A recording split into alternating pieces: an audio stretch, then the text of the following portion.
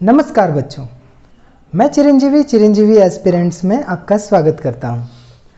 हमने coordinate geometry के lecture 1, 2 और 3 में डिस्टेंस फार्मूला से रिलेटेड क्वेश्चंस और एक्सरसाइज एनसीईआरटी 7.1 उससे रिलेटेड क्वेश्चंस को करा था। आज हम लोग पढ़ने जा रहे हैं सेक्शन फार्मूला जिसे हिंदी में विभाजन सूत्र कहते हैं। बस इसी से इसकी बेस्ड है और यही क्वेश्चंस, यही फार्मूला आप समझने के बाद एक्सरसाइज 7.2 की सारी क्वेश्चंस सॉल्व कर पाएंगे। तो चलिए समझते हैं सेक्शन फार्मूला होता क्या है। बच्चों, कोई भी फार्मूला को प्रूफ करने के लिए या कोई भी चीज़ को याद रखने के लिए दो नियम होते हैं, एक थ्योरेटिकल और एक एक्सपेरिमेंटल। तो अगर हम एक्सपेरिमेंटल कुछ चीज़ें यूज़ करें तो वो चीज़ें जल्दी और अच्छी तरह से याद होती है। थ्योरेटिकल भी याद रहती है थोड़े कम दिनों तक, लेकिन ठीक है वो भी। जिस तरह साइंस में आप एक्सपेरिमेंट करते हैं और याद रखते हैं चीज़ों को, तो इसी तरह से हम विभाजन सूत्र को समझने के लिए एक छोटा सा एक्सपेरिमेंट हम करते हैं। जैसे कि हम एक माचिस स्टिक लेते हैं, माचिस स्टिक का सहारा लेते हैं। आप देख रहे होंगे, माचिस दिखा रहा होगा स्क्रीन में, और इस माचिस स्टिक से हम क्या करते हैं, ऑलमोस्ट 4 माचिस स्टिक लेते हैं और उसको कंबाइन करके एक लाइन सेगमेंट बनाते हैं और इस लाइन सेगमेंट का नाम AB रखते हैं। ठीक है, और AB में जो पहला पॉइंट है एंड पॉइंट उसे A और जो लास्ट वाली एंड पॉइंट है उसे B रखते हैं।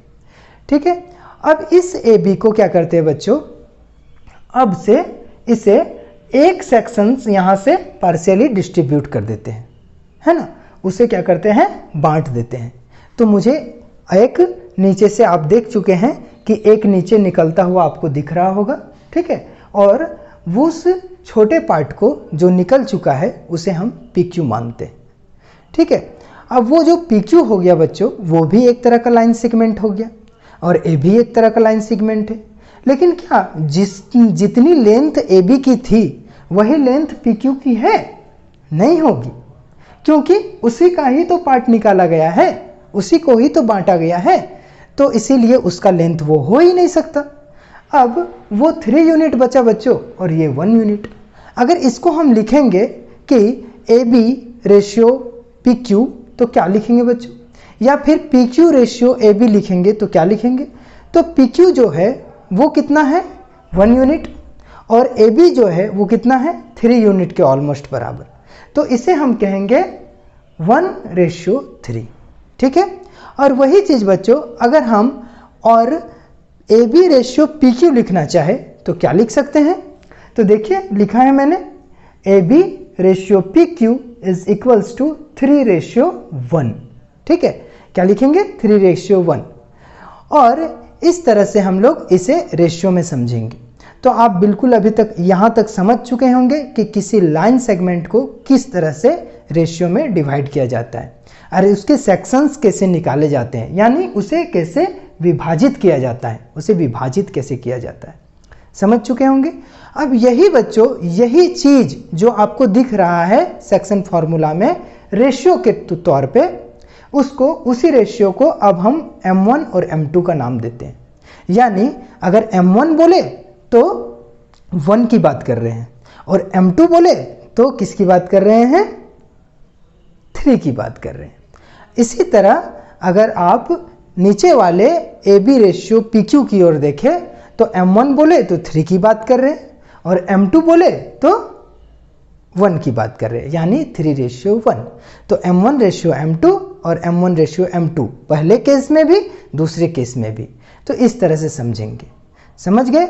मुझे ऐसा लगता है आप सेक्शन फार्मूला को बिल्कुल समझ चुके होंगे और कहने का मतलब मेरा ये है कि आप उस लाइन सेगमेंट को किस तरह से सेक्शनली डिवाइड करते हैं वो चीज़ सीख चुके होंगे। अब आते हैं कि यही जो फार्मूला है, जैसे कि ये सेक्शन फार्मूला जो अभी आप एक्सपेरिमेंट करके सीखे, यानी AB का, ठीक है, और मान लिया कि यहाँ कोई पॉइंट P है। ठीक है, अब इस पॉइंट P के लिए इसका भी कुछ ना कुछ x1 y1 कोऑर्डिनेट होगा बच्चों, इसका भी कुछ ना कुछ x2 y2 कोऑर्डिनेट होगा, और इसे m रेशियो n में डिवाइड किया होगा या m1 रेशियो m2 में डिवाइड किया गया होगा। तो इसे हो सकता है 1:2, 2:1 या 3:1 किसी में भी डिवाइड किया हो, m1 m2 का वैल्यू कुछ भी हो, लेकिन यहाँ एग्जैक्ट वैल्यू अभी हम लोग नहीं लिखेंगे क्योंकि यहाँ पर दिया गया नहीं है। तो हम बोलते हैं कि यह m1 रेशियो m2 में डिवाइड किया गया। ये स्मॉल m है बच्चों, ठीक है, इसका रेशियो क्या है, m1 रेशियो m2, ठीक है।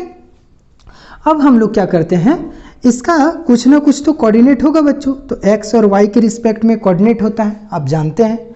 अगर आपको कोऑर्डिनेट से रिलेटेड कोई भी चीज़ का दिक्कत हो, कोई भी चीज़ नहीं समझ में आ रहा हो, तो आप मेरी वीडियोस जो लेक्चर 1, 2 और 3 में है वो आप देख लो, उससे आपको कोऑर्डिनेट से रिलेटेड सारे चैप्टर्स, सारे कॉन्सेप्ट समझ में आ जाएंगे, यानी 7.1 चैप्टर के साथ, ठीक है।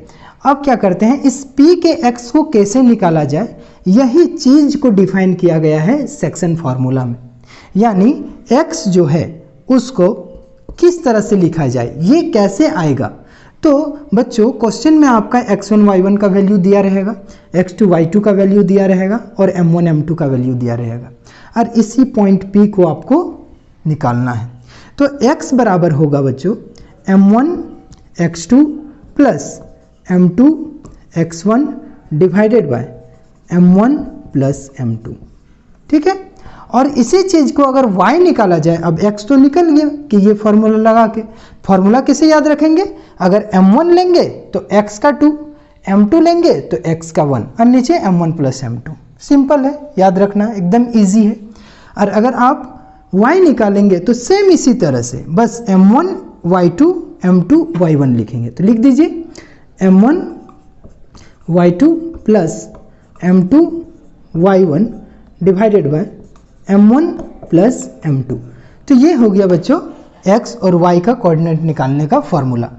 हो सकता है ये क्वेश्चन में आपका x1 y1 ना दिया रहे, तो जब x1 y1 ना दिया रहे तो ये कंफर्म आपको दिया होना चाहिए, ये दिया होना चाहिए और ये दिया होना चाहिए। मतलब इस 1 2 3 4 में से, चारों में से आपको कोई एक चीज ना दिया रहे, ठीक है, और आपको 3 जो यहाँ पर दिखाया गया है तीनों का वैल्यू आपको एग्जैक्ट मालूम हो क्वेश्चन में, तो आप किसी भी एक का वैल्यू आराम से निकाल सकते हैं, ठीक है। अब यहाँ पे आप समझ चुके होंगे कि सेक्शन फार्मूला क्या होता है, तो ये बच्चों आप इसको नोट कर सकते हैं, यही है सेक्शन फार्मूला, ठीक है बच्चों। अब जो m1 m2 है वो कुछ भी हो सकता है। अगर ये पॉइंट यहाँ ना रह के यहाँ रहता तो यहाँ से m1 यानी ये जो भाग है, ये जो पार्ट है वो कितना है, लगभग 3 यूनिट के बराबर हो या 4 यूनिट के बराबर हो, और ये जो पार्ट है p पॉइंट, अब p पॉइंट यहाँ आ गया तो ये 1 यूनिट के बराबर है। तो यहाँ हम m1 रेशियो m2 लिखेंगे बाबू, तो क्या लिखेंगे बताओ, 3:1। तो यानी m1 की बात करें तो आप क्या लिखेंगे, 3 लिखेंगे यहाँ फॉर्मूला में, और m2 की बात करें तो 1 रखेंगे। इसी तरह हम लोग इस क्वेश्चंस को सॉल्व करेंगे, आगे आने वाले क्वेश्चंस को। यहाँ एक बात और होती है बच्चों कि अगर इसमें एक ऐसी लाइन हो जो इसी लाइन में क्या हो कि P पॉइंट जो हो वो आपका XY इस AB लाइन सेगमेंट में बीच में स्थित हो। कहाँ पे स्थित हो, बीच में। अब बीच में स्थित हो तो इस पूरे लाइन सेगमेंट AB को इक्वली डिस्ट्रीब्यूट किया, तो इसे बीच में स्थित हो तो इसकी रेशियो 1, इसकी भी रेशियो 1, मानी यानी ये भी 1 यूनिट, ये भी 1 यूनिट के इक्वल। तो अब m1 m2 की जो वैल्यू होगी बच्चों, m1 रेशियो m2 वो क्या होगा बताओ तो, 1:1। तो ये जो फॉर्मूला आपने देखा, जो अभी मैंने लिखा था कि सेक्शन फार्मूला में x और y यानी इस p का कोऑर्डिनेट x और y निकालने के लिए, तो उसका फॉर्मूला अब आप क्या लिखेंगे, x1 इंटू m1, यही ना था कि m1 इंटू x2, ठीक है, plus m2 into x1 divided by m1 plus m2। तो आप देखिए यहाँ m1 के जगह में क्या है, 1 है, तो यहाँ सिर्फ x2 रह गया। वैल्यू बैठाएंगे बच्चों तो x2 ना बच जाएगा, तो यहाँ पर हम क्या करेंगे, देखिए 1 इंटू x2 प्लस m2 का वैल्यू भी कितना है, 1, यानी 1 into x1 divided by 1 plus 1। इसके लिए अभी हम x1 y1 और x2 y2 का एग्जैक्ट वैल्यू नहीं लिए, तो क्या आ गया बच्चों, x का वैल्यू आ जाएगा x2 plus x1 divided by 2। तो ये जो आपका आया, आप इसको ऐसा भी लिख सकते हैं, x is equals to x1, इसको पहले लिख देते हैं, x1 plus x2 divided by 2। तो ये जो आपका है ये हो गया मिड पॉइंट में, जब पॉइंट P जो है वो लाइन सेगमेंट AB के मिड में लाइज करे। ठीक है, सेम इसी तरह y के लिए भी होगा। तो y के लिए लिखेंगे y is equals to y1 plus y2 divided by 2। तो अगर आपका पॉइंट मिड में लाइज कर रहा है कोई भी लाइन सेगमेंट में, क्वेश्चन में अगर आपको दिया गया है, तो आप डायरेक्ट इस फॉर्मूला का यूज करके, यानी x is equals to x1 plus x2 divided by 2 और y is equals to y1 plus y2 divided by 2 का यूज करके उसका कोऑर्डिनेट निकाल सकते हैं।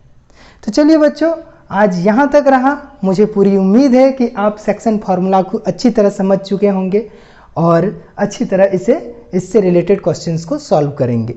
तो मैं अगले वीडियो में मिलूँगा जिसमें सेक्शन फार्मूला से रिलेटेड NCERT चैप्टर 7.2 के सारे क्वेश्चंस को सॉल्व कराऊंगा। तो आज के लिए इतना ही। आप खुश रहिए, मस्त रहिए और अपना ख्याल रखिए। Bye bye.